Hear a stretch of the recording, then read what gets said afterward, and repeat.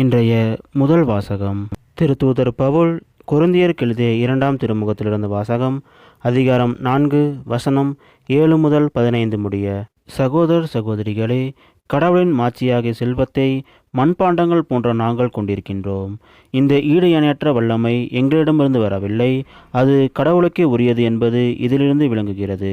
நாங்கள் எல்லா சூழ்நிலைகளிலும் இன்னலுற்றாலும் மனமுடைந்து போவதில்லை, குழப்பமுற்றாலும் நம்பிக்கை இழப்பதில்லை, துன்புறுத்தப்பட்டாலும் கைவிடப்படுவதில்லை, வீழ்த்தப்பட்டாலும் அழிந்து போவதில்லை. இயேசுவின் வாழ்வே எங்கள் உடலில் வெளிப்படுமாறு நாங்கள் எங்கு சென்றாலும் அவருடைய சாவுக்குரிய துன்பங்களை எங்கள் உடலில் சுமந்து செல்கிறோம். இயேசுவின் வாழ்வு சாவுக்குரிய எங்கள் உடலில் வெளிப்படுமாறு உயிரோடு இருக்கும்போதே நாங்கள் அவரை முன்னிட்டு எந்நேரமும் சாவின் வாயிலில் நின்று கொண்டிருக்கிறோம். சாவின் ஆற்றல் எங்களிலும் வாழ்வின் ஆற்றல் உங்களிலும் வெளிப்படுகிறது. நான் கடவுள் மீது நம்பிக்கையோடு இருந்தேன், ஆகவே பேசினேன் என்று மறைநூலில் எழுதியுள்ளது. அதற்கேற்ப நம்பிக்கை மனப்பான்மை கொண்டுள்ள நாங்களும் நம்புகிறோம், ஆகவே பேசுகிறோம். ஆண்டவர் இயேசுவை உயிர்த்தெழ செய்த கடவுளே எங்களையும் அவரோடு உயிர்த்தெழ செய்து அவர் திருமுன் நிறுத்துவார், உங்களையும் அவ்வாறே நிறுத்துவார் என்பது எங்களுக்கு தெரியும். இவை அனைத்தும் உங்கள் நன்மைக்கே நிகழ்கின்றன. இறையருள் பெறுவோரின் தொகை பெருக பெருக அவர்கள் கடவுளுக்கு செலுத்தும் நன்றியும் பெருகும். இதனால் கடவுள் போற்றி புகழப்படுவார். இது ஆண்டவர் வழங்கும் அருள்வாக்கு. இறைவா உமக்கு நன்றி.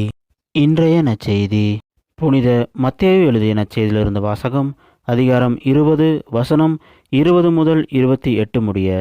அக்காலத்தில் செபதேயுவின் மனைவி தம் மக்களோடு ஒரு வேண்டுகோள் விடுக்குமாறு இயேசுவிடம் வந்து பணிந்து நின்றார்.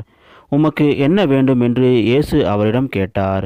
அவர், நீர் ஆட்சி புரியும் போது என் மக்களாகிய இவர்கள் இருவருள் ஒருவன் உமது அரியணையில் வலப்புறமும் இன்னொருவன் இடப்புறமும் அமர செய்யும் என்று வேண்டினார். அதற்கு இயேசு, நீங்கள் என்ன கேட்கிறீர்கள் என உங்களுக்கு தெரியவில்லை. நான் குடிக்கப் போகும் துன்ப கிண்ணத்தில் உங்களால் குடிக்க இயலுமா என்று கேட்டார். அவர்கள், எங்களால் இயலும் என்றார்கள்.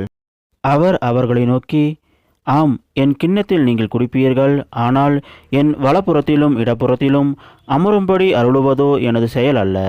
மாறாக அவ்விடங்களை என் தந்தை யாருக்கு ஏற்பாடு செய்திருக்கிறாரோ அவர்களுக்கே அவை அருளப்படும் என்றார்.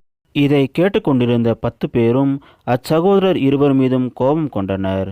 இயேசு அவர்களை வரவழைத்து, பிற இனத்தவரின் தலைவர்கள் மக்களை அடக்கி ஆளுகிறார்கள், உயர்குடி மக்கள் அவர்கள் மீது தங்கள் அதிகாரத்தை காட்டுகிறார்கள். இதை நீங்கள் அறிவீர்கள். உங்களிடையே அப்படி இருக்கக்கூடாது. உங்களுள் பெரியவராக இருக்க விரும்புகிறவர் உங்கள் தொண்டராய் இருக்கட்டும். உங்களுள் முதன்மையானவராக இருக்க விரும்புகிறவர் உங்களுக்கு பணியாளராக இருக்கட்டும். இவ்வாறே மானிட மகனும் தொண்டு ஏற்பதற்கு அல்ல, தொண்டு ஆற்றுவதற்கும் பலருடைய மீட்புக்கு ஈடாக தம் உயிரை கொடுப்பதற்கும் வந்தார் என்று கூறினார். இது கிறிஸ்து வழங்கும் நற்செய்தி.